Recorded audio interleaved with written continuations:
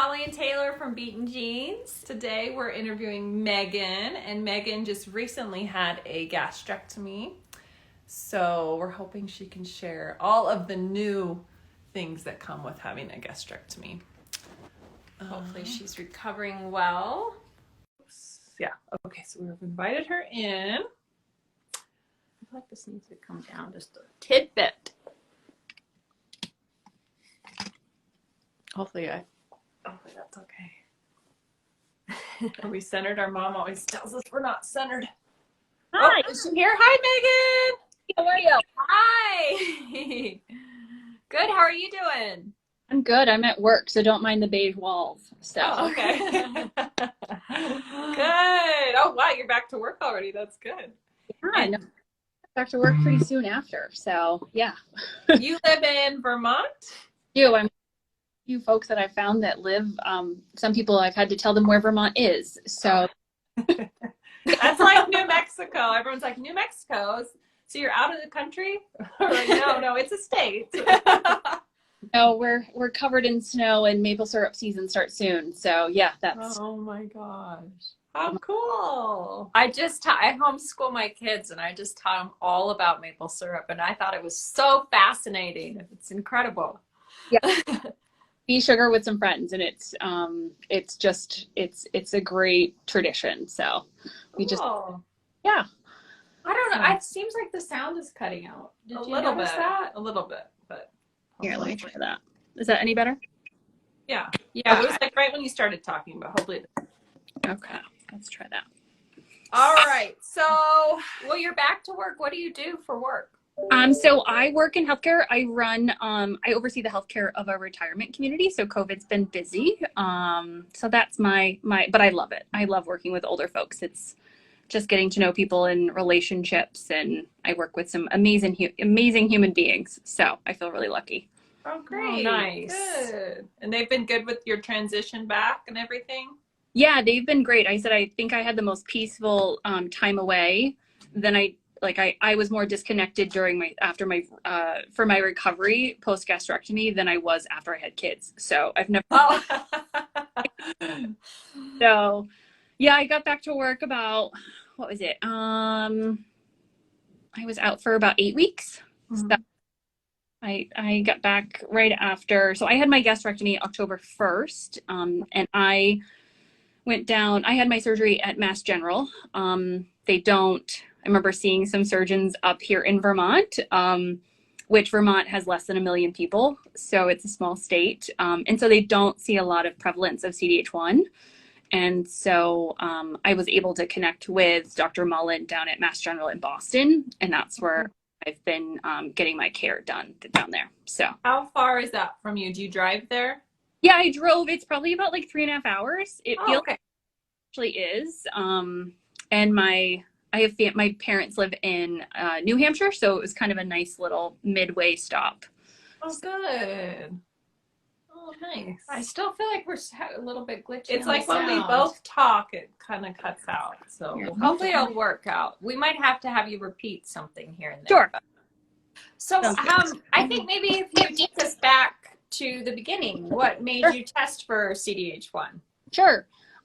So I started in a different way. I got diagnosed with colorectal cancer when I was 33. So 3 weeks after I had my second babe. And I don't have a lot of family prevalence of cancer. So, I was surprised with it. So I got diagnosed with stage 3, colorectal cancer. And so, I went through that whole process. And at the time, that was 7 years ago now. We tested for some things like Lynch syndrome and some other things that were well known. And then fast forward to my 5-year clean mark when I call it getting kicked off my oncology team. It was very strange to get kicked out of the team. But a good thing. It was a good thing to say goodbye. And the last appointment I had, I said, what about screening? I had some colleagues at work, who were doing some more breast cancer screening related to family prevalence and doing some proactive treatment. And it made me just think about it. And so I said, what about genes, looking at genetic markers, just trying to piece the puzzle together for me of like, I don't have a lot of family history of cancer. What does this mean for me? What does it mean for, I have two little kids. What does it mean? So it's out on my shelf after they ordered it. It's out on my kitchen counter for probably a good 4 months. And then it was the early parts of COVID in 2020, and I finally did it. And then I got a phone call saying that they found that I had that I carried the CDH1 gene, of which I've never heard about it before ever. And the genetic counselor was like, and the treatment option is getting your stomach removed. Which seemed like, I remember I was at work and I ended up having to sit in a quiet corner in our fitness center, and I'm just sitting on the weight machine, just trying to process all of what they had just told me. And I just, was like, okay, I'm going to do it. I've already done it. Wow. Yeah. I mean, I think previously having cancer, I always feel like I got out of it by the skin of my teeth, and just felt like it just wasn't worth the risk for me. Right, and I can see that. Yeah. I can see, because, yeah. You were stage 3. Wow. That had to have been so hard with a brand new baby. I mean, in some ways, I look back, of course, in the moment, you don't realize how hard it was, but there's been a lot of good things that have come out of it, I feel like. I got my sister to move up to the lovely state of Vermont with her family, and all sorts of guilt things. But I think I can't imagine for some people having to make a decision without having have had cancer. And so I think that helped me make a decision that was like, hey, I have a tool in the toolbox that can make this anxiety go away, versus if I had never had cancer, I would have really had to really think about this seems so radical. And probably if you had been given the option to remove your colon before the diagnosis, you would have taken it. Oh yeah, knowing what you experienced, right? Yeah. Yep. Yeah. I will say I think probably like all of you and many others, and was just like, how am I going to do this surgery and have bad quality of life after, and is it worth it? I guess when you set your expectations to be really hard, I feel great. I didn't have a long hospital stay. I've been really lucky. I've not had any complications. I've never actually gone back in person to go see my surgeon. We've done everything telehealth. Wow. I, talk with my dietitian. But otherwise, having your blood work done? Yeah, just up here. They tell me what I need, and, go get all the vials done. I did my bone density test the other day, just good. Yeah, I think if it weren't for COVID, I might have considered going to NIH, but during COVID, it just felt like one more thing to have to organize, which felt complicated. So. And was your surgery open or closed? Yep. Or laparoscopic? Mine was open. How long was your stay for your recovery? I was at the hospital for 3 days. Dr. Mullen said I was his fastest patient. Wow. Which I'm a Scorpio, so give me anything competitive, and I try to do it. That is unbelievable. 3 days? 3 days. Have you done previous gastrectomy surgeries before? Yeah, so I'm really lucky that he's one of the top 10 surgeons in the country that have done, so he's done 150 plus surgeries. And they did some other research related to some dyes for tumor markers and other things. So that was wonderful to kind of participate with, hoping to help science. And they actually did a video of the procedure for education purposes for other surgeons. So I, of course, said, well, I want to see a copy of it. I'll do it, sure. But your actual stomach removal? Yeah. Yep. Oh, wow. So I think the production is getting finished up. And so I'm just a medical nerd. So anytime I can see anything, I'm excited. I want you to share that with us. I don't want to watch. I don't know if I would want to watch it. I want to watch it. The nurse in me. I want to watch it. I know, right? Yeah. Well, it's funny because when we were telling my kids, when I had previously had gone through cancer, they were too little. They didn't really have context. I had a 2-year-old and a newborn. But this time they were older, and so we had to talk about like what this was going to be. And of course, my two kids were like, well, Mom, like people do transplants of other animals, like are you going to get an animal stomach instead? Like That was Smart. so intuitive of them. Yeah. I know, they're like, you know, and then I learned all the fun facts of how many things they knew about animal stomachs. Like, you know, I also have 4 stomachs, Mom. I'm like, yeah, not happening, but that's maybe later in life, who knows? So That's so cute. How old are your boys now? they are 8 and 10. 8 and 10. So yeah.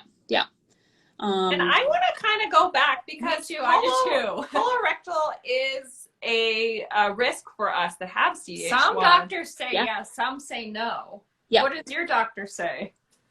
So my oncologist said that they are, learning more, that there are more correlations with CDH1 with colon cancer, colorectal cancer.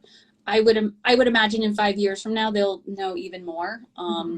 And so they're like, it could be that, you know, unfortunately they don't have the samples from when I had it all removed. And because it got radiation and chemo, it wouldn't have been good samples to see if it was what kind of cancer cells and if they were similar to what CDH1 would kind of produce. Right. But yeah. What were your symptoms? Did you have any? For my colorectal cancer? Yeah. Yeah, I had bleeding, but it was more of like, I just thought like post baby, a little TMI, but like more hemorrhoidal, like, and they, I don't have a lot of risk factors. So eventually we scheduled, for a colonoscopy, but I found out 2 days before that I was pregnant. And so I called the office and they said, well, we'll just postpone it, because it was mild. It was really mild. And then through my pregnancy, it got really bad.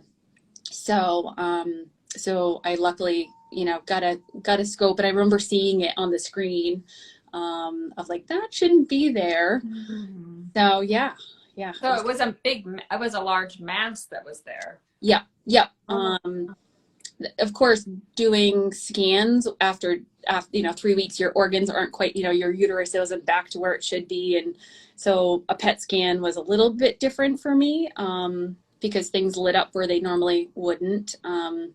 So stage 3, so it breached the whole membrane and was in lymph nodes, and luckily nothing else. So Well, congratulations for beating that. That's incredible. no, right? How much of the colon did they remove?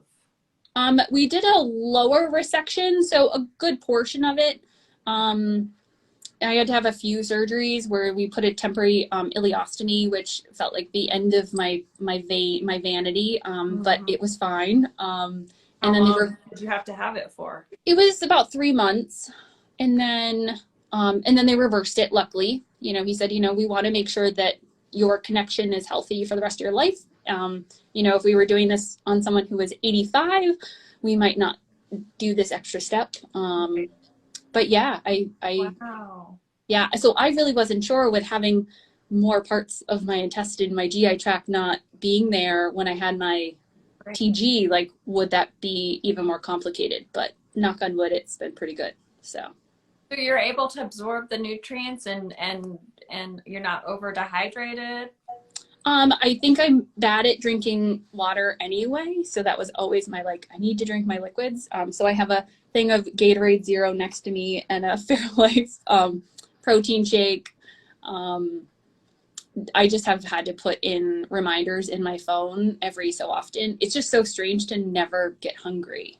My husband, we were out at Lowe's, trying to find a new faucet, and we were out for a while, and he looked at me and just said, Meagan, I know you're not hungry, but I'm dying. I need to go get something to eat.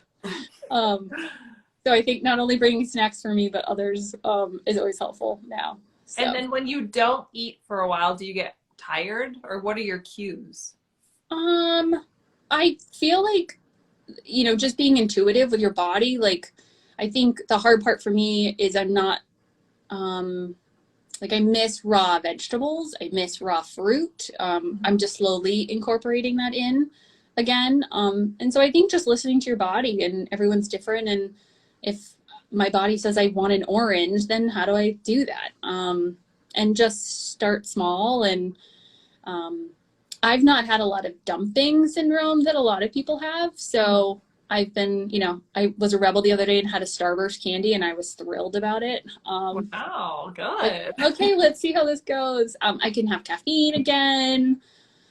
So I feel like other than portion size and just finding your, everyone is different. Like for me, It was lots of hiccups and things of that kind of nature, but I do miss seltzer. I miss bubbles. But yeah. The LaCroix and the Waterloos. I know. And champagne. I know. Well, Carrie and Chris, they say that they stir it with a fork and somehow it lessens the bubbles enough to where you can or pour it over ice or something. Some people have done. I mean, it's amazing the tricks that people come up with. Yeah, like it's just so if you great. Want like something bad enough. I know, it's very true.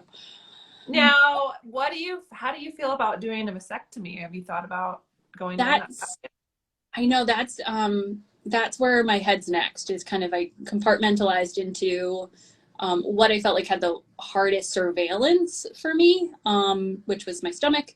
And I'm doing, breast imaging and MRIs, and I'm just starting to kind of see there's, the approaches, and I'm learning. So I'm learning through your videos too. So like, I will say it would have been, I'm happy that you both are doing these, because I think just having a 3-dimensional understanding from people of how their experiences have been, I just think when I was trying to make a decision and get prepared, just feels reassuring. And like knowing that your path might be different, but to see other people and that they're functioning is great.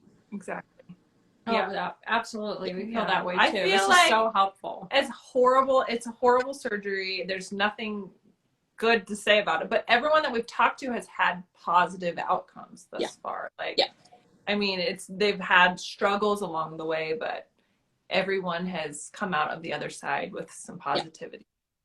So I'm so grateful to talk to you, because one of my greatest concerns is we have a lot of colon cancer in our family, and that's been a fear of mine. Like, I take my stomach, what's going to happen if I end up getting colon cancer? But to see you thriving and doing so well, and it makes it so reassuring and comforting. Yeah. Well, I tell everyone not to be afraid of colonoscopy. It's really good drugs, and consider it a cleanse. How many times do we do a cleanse? Just consider it another cleanse that insurance usually pays for. So it's just the prep. I am curious, because I think there's been some other folks that you've interviewed that have, like, I haven't done mine yet, post TG, so I'm curious on what that will all be like. But I know. I think Nancy said that she drank a small bottle of the prep, and then she had to drink 8 glasses of water. Are you able to drink water? I am now. It was probably, it was always funny. I remember hearing from people that was the harder thing for them. The temperature of water was weird for me. Like, I couldn't have it be too cold. But I will agree with most people that it was the hardest, but I'm okay with it now. Oh, did you just take slow sips and try and train your body to drink it again? Or just one day you woke up and you could drink it? How did that go for you? I think it's just gotten better over time. I mean, I'm not going to sit and drink a 12-ounce glass of water. But I just got smaller cups. It somehow was like a brain change of like, lower your expectation, don't overwhelm yourself, like get some cute little cups so that even if it's a shot glass, like whatever it is, like just to have it be manageable and that you're successful, is helpful. But like I drank 8 glasses of water today. I know, right? I think the goal when I got out of the hospital was to drink 24 ounces of liquid. It could be any liquid, but get 24 ounces in a day. And that was a pretty high goal, but doable. I'm still blown away about your 3 days of recovery. Was your husband nervous bringing you home?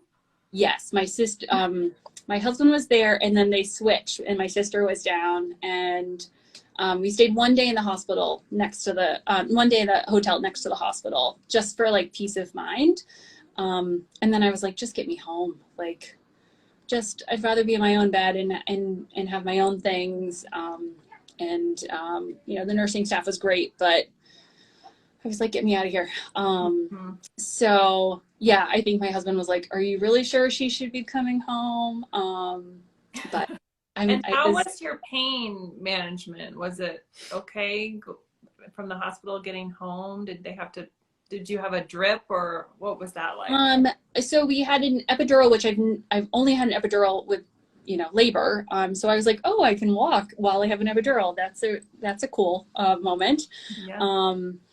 So I had an epidural, and then they discontinued it and we bridged it. I just did tramadol because I'm a little sensitive to narcotics. It just can make me loopy and nauseous, and that felt like the worst thing. So I wish I probably took the tramadol before I left, just because I walked over to the hotel that's right, you know, the next block over. I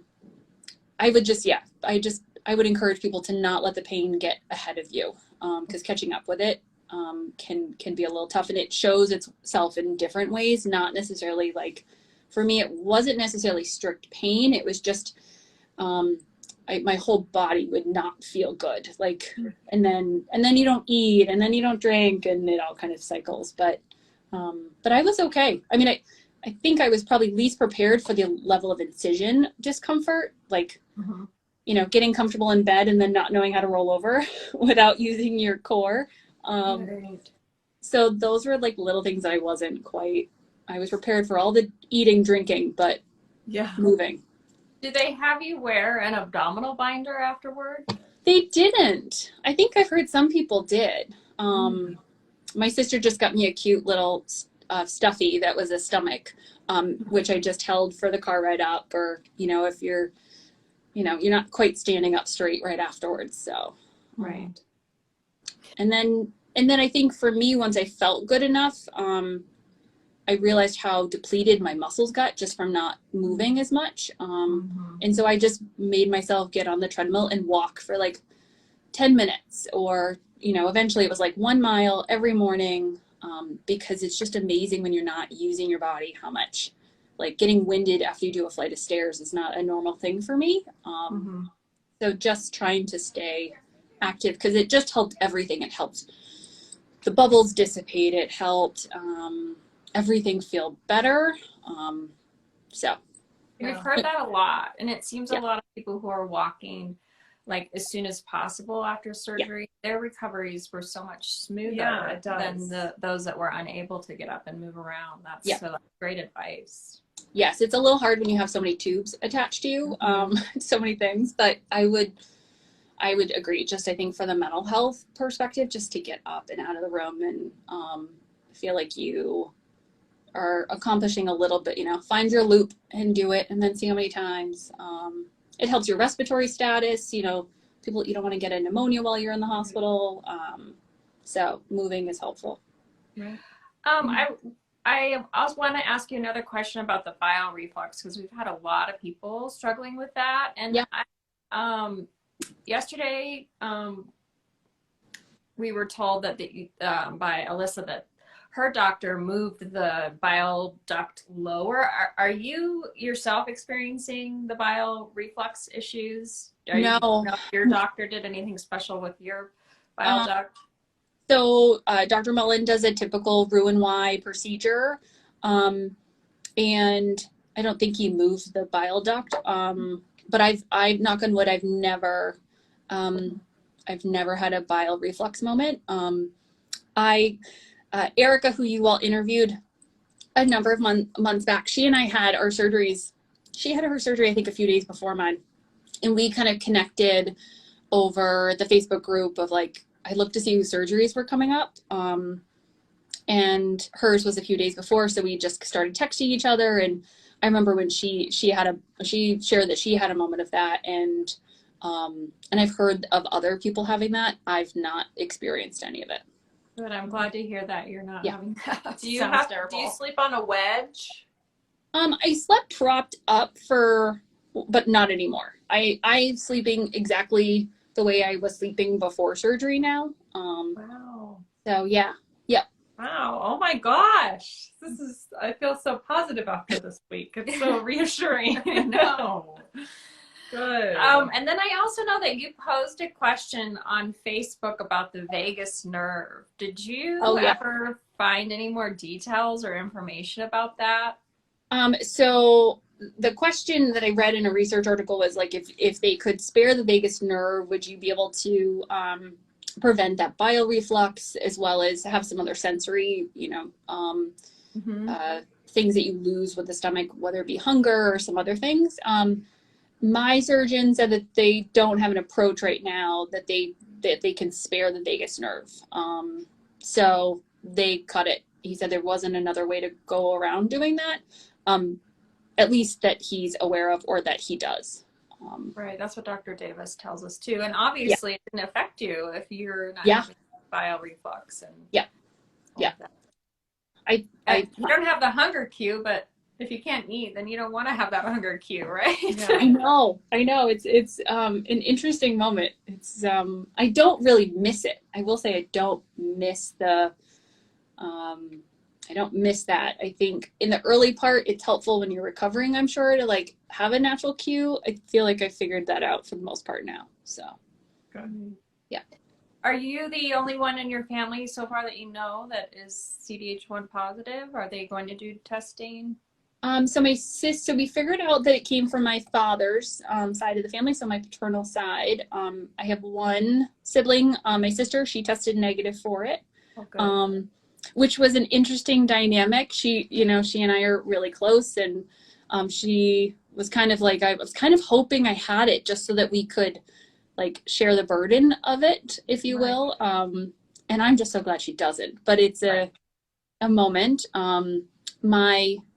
My father's sister, so my aunt, she is 70, and she carries it, but she's not had any issues. She's not really pursuing. She won't pursue to get a TG. So I have one uncle left who I don't know if they'll test or not. It does make sense. The only person that we kind of identified was my father's father, who died of stomach cancer when he was 43. So my dad was 15. So he was really the only one on my map of hereditary risks. But, at the time it was like, well, science is science. Who knows when at that time, like what it really was. But now it makes me believe that it probably really was gastric cancer from CDH1. Probably. So probably was. Yeah. And so my kids, of course, that's why I think why we all are doing what we're doing and learning and research, that my kids will have a 50-50. And hopefully they'll be through advocacy and through research that there'll be more information. So when 10 years from now, that they can have some different options. Yes, agreed. Did you watch Perry negative? Did you watch Perry Gifford's interview? Yes. Yeah. So hopefully by the time they get to that age that that's what they're working towards. Yeah. Oh, I know. That's what it's all about. It really is. So. Yeah. And to see such a strong role model like you, if they do have to go down that path, it's so nice to have a mom as strong as you. Oh, thanks. I think we're all in that same boat, right? And I've been super, I think the things when I knew we were going to do this, the things that I found that were super helpful for me were finding somebody else who has done it, and I kind of put it back to like having babies, right? When you are with a newborn and you have somebody else, a girlfriend, when you're up at 2, 3, 4 o'clock in the morning, and you have somebody else who maybe has a baby at the same time, where you can be like, 3 o'clock in the morning sucks. It was really helpful. Misery loves company. No, it was really the reassuring part that was helpful for me, of like someone who's further out than me, that life can be okay, and somebody who's in the thick with you, who doesn't mind this protein shake sucks, what works for you. Exactly. So your buddy is Erica, because I know they have that Seahorse Buddy program. Yeah. It's amazing. Did they match you up, or did you guys find each other on your own? They matched me up with, actually it was through No Stomach for Cancer. matched me up with Jen. She lives in Massachusetts. We had different surgeons, but she had heard hers done like 12 years before. And then Erica and I just found Erica and I stalked her on Facebook and said, hey, by the way, we're going to be twins soon. What do you think? And it was just helpful. Yeah. Have you met in person? No, she's. Where she was NIH, right? Yeah. Yeah. Yeah. I think the NIH group, you all must have like alumni groups. It's definitely the place to be. It's a big club of people. That's We've for been sure. going there for so long. It's just like when we go there. It's weird. Old home day. Well, do you have any anything else you want to share with us? Any advice that you want to leave us with? Or So you're coming up on your 6 months, or did you just do your 6 months? Is it No, 5 it's like months? 4.5 months, right? Yeah, March 1st will be my month 5. 5. Okay, 4 months. Wow, you look so know. good. So good. I told my surgeon, I said, I gained 15 pounds with gummy bears and like Ben & Jerry's ice cream. Before. So I was like, I have to at least lose that because I won't be able to manage if I don't at least lose what I put on. So I'm happy that you did. I'm having a struggle gaining weight because I'm so health conscious. Yes, I know. I watch your videos and I'm like, oh, that quinoa, I'm like, your food looks wonderful. I know. My food was like junk food for beforehand because I had this feeling of like, I'm never going to be able to have a scoop of ice cream again, which I don't think is the case. So, but I don't know Were if I you have. happy you did? Did you lose all that weight? Yeah. No, I think I'm down a little over 40 pounds. But that's a good thing. I've always been a slightly chunky kid, so it's not a bad thing for me. I think. Do I have advice? I think just being patient with yourself. I guess that would be listen to your body and just make sure you ask and you feel comfortable with your medical team and making sure that you feel like you have every question answered that can be answered. So I think that's, I don't know if I have anything wise. But. That's wise. That's very wise. Being your own advocate, right? How soon after did you go to work? How many weeks was that? I went back to work about 8 weeks, 8 weeks after. And I don't think it was my job isn't like patient center. Like it's not, I'm not like an active nurse, working with patients and residents. So my job is more administrative. So physically, I've not found it enormously challenging at all. I think just incorporating, in my world, I have, we're wearing N95 masks, and it's not like you can snack on the go when you work in healthcare. So with masks and things. So I think that part's a little tricky. But you listen to fun people's other tips of like seltzer with a fork, whatever it happens to be. It's always good. Yeah. Oh, well, Meagan, I'm so grateful to have met you and to know that you're there for us when we need you. Yes. Absolutely. I know you both have done a great job, and thank you for the advocacy and good questions around this because it's wild. I mean, I think I sounded like a crazy. I remember calling my mom, telling her that like, oh yeah, I have this, and the only treatment is to get my stomach. I think she thought I was losing my mind. Right. Like, yeah. Meagan, just calm down. I'm sure you might have heard that wrong. And I was like, no, really. So I imagine to all of our friends and family, this sounds wild. And but yeah, you can only understand it when you're put in our position. And I still don't. I'm still struggling, even though my surgery's scheduled. I know yours is coming up, right? I know it is. I'm having nightmares, and I don't know how to be stronger and confident, but this is helping. Yeah. Hearing your story is encouraging, and Well, you've already done you've done your first battle already. So this is a different one. It hits a different part of our brain. But it's totally manageable. At least in my experience. And I hope it is that way for most everybody else. So Yeah. Me too. Yeah. Yeah. All Well, right. Thank you Well, thank so you. much, Yes, Meagan. we've We been appreciate wonderful. you. I know. What are you cooking for dinner? That's what I want to know. Oh gosh, I don't have a kitchen right now. What are you making? My husband is having a friend over and they're making steaks. And so I actually just right before this interview, I said, does that mean I'm off the hook for dinner tonight? I don't have to cook. That sounds So amazing. we'll probably have leftovers. Yeah. Kids and I. Well, thank you both, and good luck on your journey. So Thank Thank you so Meagan. much. thank We'll you. talk to you later. Thanks so Bye. much. Bye. Bye.